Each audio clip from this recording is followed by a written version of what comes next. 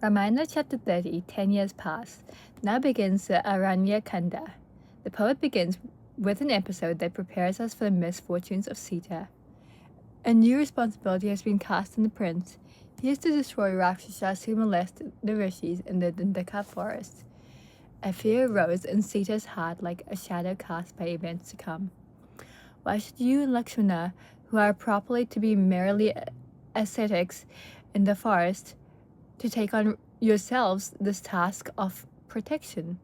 Asked Sita of her beloved husband. You have come here to fulfill the promise of the late king. The duty of protecting the rishis belongs to the ruler who is already reigning. It is not for you, engaged in penance to protect rishis. To kill anyone except in self-defense is opposed to the vow of ascetic life. But you have rashly promised protection to the rishis. I wonder where this will lead us. Thus, Sita argued in soft and affectionate words while they were going from sage Sutikshna's ashram towards some other ashram in the Dandaka forest. Bear with me, my lord, she said. For seeming to counsel you, I speak but as a weak woman out of my infinite love for you. You know what dharma is? But men, it is said, are driven by desire into three kinds of sin: falsehood, lust, and violence. Falsehood is unthinkable in one who, for truth's sake, has renounced the kingdom and is here in the forest. And as for lust, do I know that you will not allow even the thought of another woman to enter your mind? But I am afraid of the third kind of sin. Should we kill one who does not attack us? Whether it is a Rakshasa or anyone else, why should we kill anyone who leaves us alone? You were in a hurry, I feel, to give your word to the rishis. To destroy the wicked is no doubt the duty of a Kshatriya. But can that duty still cling to you when you have renounced the privileges that go with it, and elected the life of a recluse in the forest? The duties of kingship go with actual status, dressed in garments of bark and with hair matted. You are now an ascetic, pure and simple. Of course you know best. I'm only asking you to think well before undertaking anything. Rama's love and admiration of Sita rose all the more for her misgivings. Indeed, my love, he said, you speak like a true daughter of Janaka. But Sita, did you not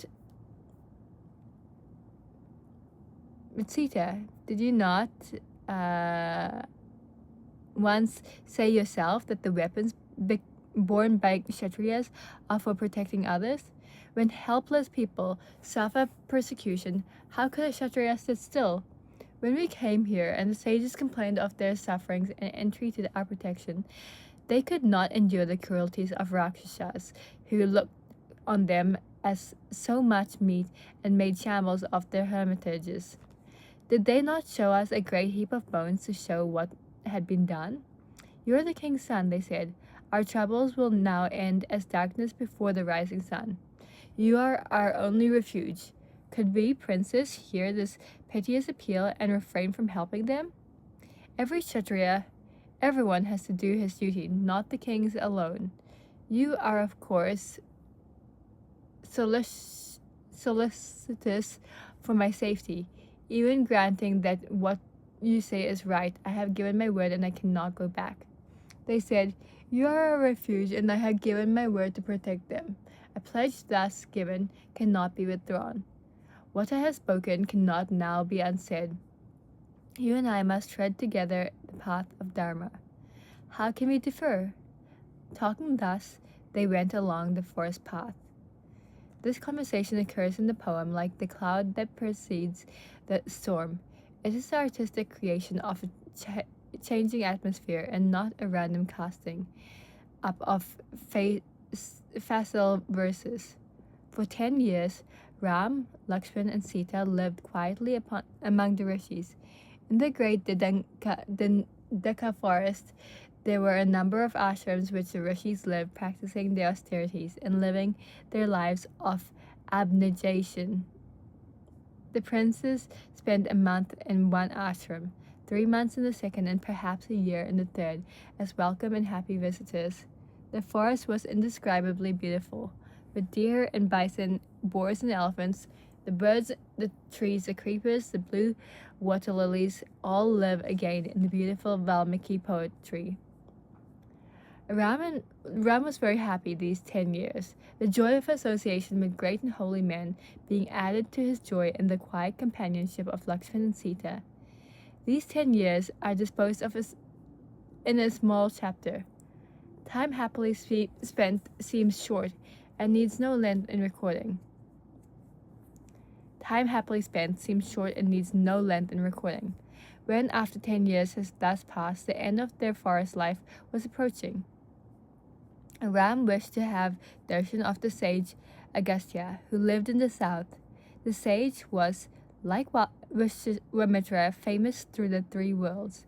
It used to be said that if all the wisdom and spiritual merit between the Himalayas and the Vindhyas were put on one scale, and Agastya sat on the other, the southern scale would go down by his weight. There is also the story of Agastya's service during the wedding of Shiva and Parvati. All the rishis had gone to Mount Kailas for the great event. Agastya alone, staying in the south, maintained the balance of the earth. Once the Vindhya mountains steadily grew towards the heavens and threatened to obstruct the sun's passage between the northern and southern hemispheres. The gods grew frightened and approached Agastya for help. The sage stood before the mountain, which bent low in reverence before him. Then he blessed it, saying, "May you ever remain thus." And so the mountain stretches low and long, even now. So goes the story. 2 Rakshasas, Vatapi and Ilvala, gave much trouble to the rishis. The former had obtained a boon, that no matter how many pieces his body was cut up, they would all reunite and his body would be whole and strong as before.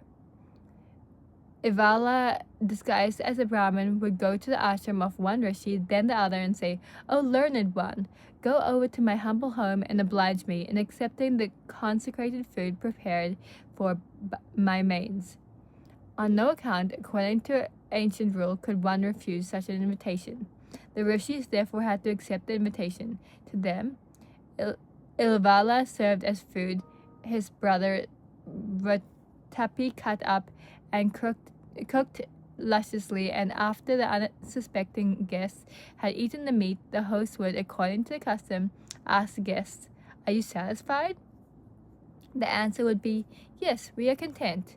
Then Ilvala would shout, "Vatapi, come out," and at the call of Ilvala, Vatapi, reunited into life, would come out, tearing the bowels of the guests. Many rishis had to die in this way.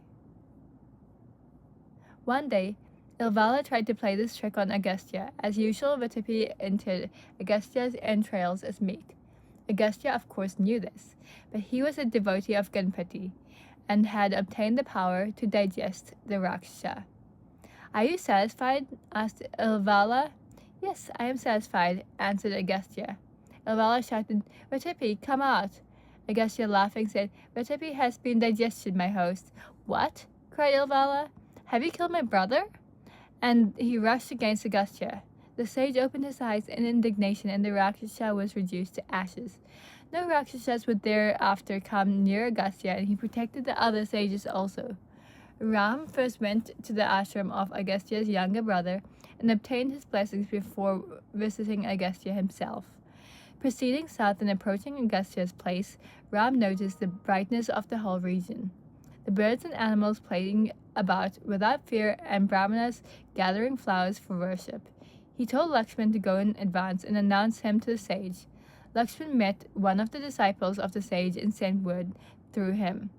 "Ramachandra, son of Dasratha, has come with his brother and wife to seek the great sage's blessings." Agastya warmly welcomed the princes. He said, "I heard of your having come to dwell in Chitrakuta, and I was looking forward to your visit. The end of your exile is approaching. Stay here during what remains of it in peace. This place is free from the fear of Rakshasas." Ram answered, "I am happy to receive your blessings, and I thank you for your gracious welcome. But I have promised to protect the rishis in Dandaka. and now I have received your blessings, I must return to the forest. And Agastya answered, What you say is right. Then the sage gave to Rama the bow he made by Vishwamitra for Vishnu, and an inexhaustible quiver, as well as a sword. He blessed him, saying, Ram, destroy the Rakshasas with these weapons, which of your Vishnu gave me. Agastya advised the prince to spend the rest of his exile as Panchavati. May God bless you, O prince, said Agastya. Take good care of Sita, who for love of you cheerfully submits to hardships to which she was not born or accustomed. Women are by nature fond of comfort and averse to hardship, but no such weakness is found in Sita. She is like Arundhati. Whatever you are, Ramachandra, with Lakshmana and Sita by your side, the place will be filled with beauty. But Panchavati is itself a beautiful spot, and Sita will love to live there, secure in the protection of you both. Fruit and roots are there in abundance. Stay there on the bank of Godavari. The period of your exile is coming to an end. You will soon fulfill your father's plighted word. Like Yayati, Dasartha is served by his eldest son.